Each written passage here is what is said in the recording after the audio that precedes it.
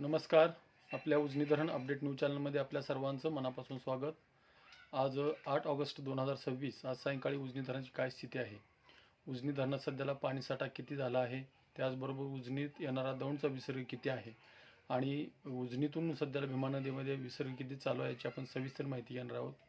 आज सायंकाळी बघितलं तर उजनी धरणाचा एकूण पाणीसाठा आहे 117.11 TMC. उपयुक्त पाणीसाठा 53.46 TMC आणि टक्केवारी ही 99.78% उजनी धरण झालेलं आहे. आणि सध्याला दौंडच्या विसर्गामध्ये सकाळपेक्षा किंचितचा फरक पडलेला आहे, किंचितची घट झालेली आहे. सकाळी 24,788 क्युसेक असणार विसर्ग आता सध्याला 24,049 क्युसेकचा एवढा कमी झालेला आहे. म्हणजे 700-750 क्युसेकचा विसर्ग सध्याला कमी झालेला आहे. वीरच्या विसर्गामध्ये काय फारसा फरक पडलेला नाही आहे, तेवढाच विसर्ग सध्याला चालू आहे 4,572.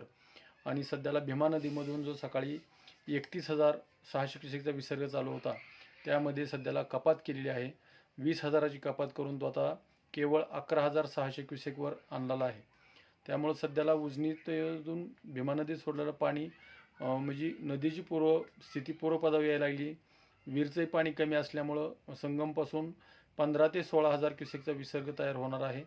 आणि इथून पुढचं काळामध्ये जर पाऊस वाढला तर विसर्ग वाढेल, परंतु सध्याला गेल्या 2-3 दिवसामध्ये वरच्या धरणाच्या पाणलोट क्षेत्रामध्ये कसलाही पाऊस पडलेला नसल्यामुळं त्याही धरणातून पाणी सोडण्याची जी प्रक्रिया चालू होती ती हळूहळू कमी करत आणली आहे. तर आता जवळपास 12,000 क्युसेकचा विसर्ग सध्याला त्या धरणातून 14 धरणातून 12,000 क्युसेकचा विसर्ग चालू असल्यामुळं जास्त विसर्ग वाढण्याची शक्यता सध्याला तर नाही. परंतु एक 13 तारखेपासून पुढं जास्त पाऊस सांगितल्यामुळं तिथून पुढं कदाचित विसर्ग हा वाढू शकतो. तर अशाच उजनीच्या ताज्या घडामोडीसाठी, ताज्या अपडेटसाठी आपल्या उजनी धरण अपडेट न्यूज चॅनलला लाईक करा, सबस्क्राईब करा, शेअर करा. उजनी धरण अपडेटसाठी बेंबळेहून सिद्धेश्वर शिंदे. धन्यवाद.